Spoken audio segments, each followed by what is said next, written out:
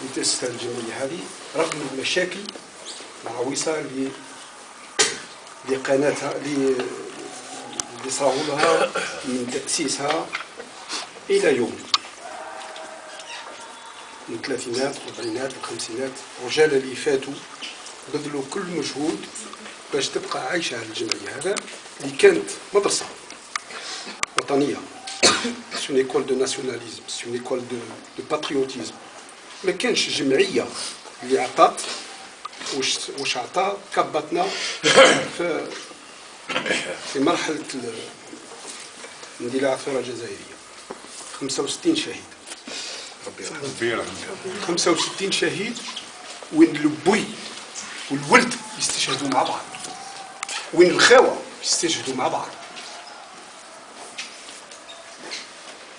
passons par les frères Guilherme, par خوك ربي يرحمه, par les frères Bouabsa. Et quel âge ils avaient ces gens? 17 ans. هذا عمراني qui était secrétaire général de مصطفى بن بولعيد. لا عمرو ذكروه ولا عمرو جدوه. لا عمرو ذكروه ولا عمرو جدوه. أنا نهضر على تاريخ الجمعية باسكو الجمعية غير عادية، عندها مبادئ. باش نفتخروا في 2008 pour avoir un siège عيب وعار. en 2008 باش حصلنا على مقر وين نقدروا نجتمعوا. ونيتي دي اس دي اف، من البيرو تاع فريد، من البيرو تاع فلان.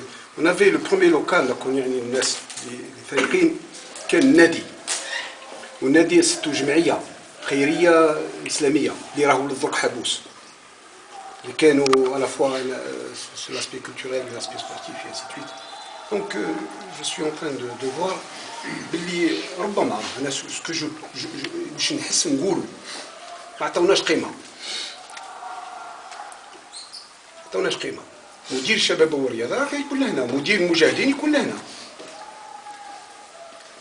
لا بصح حنايا التاريخ تاعنا يشهد علينا. انا بزون بيرسون كما كنقولها تسنى.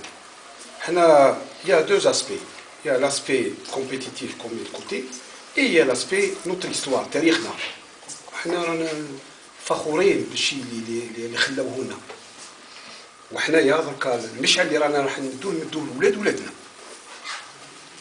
باش يبقى هذه الجمعيه هذه الا سون اسبي كيما دي على فوا.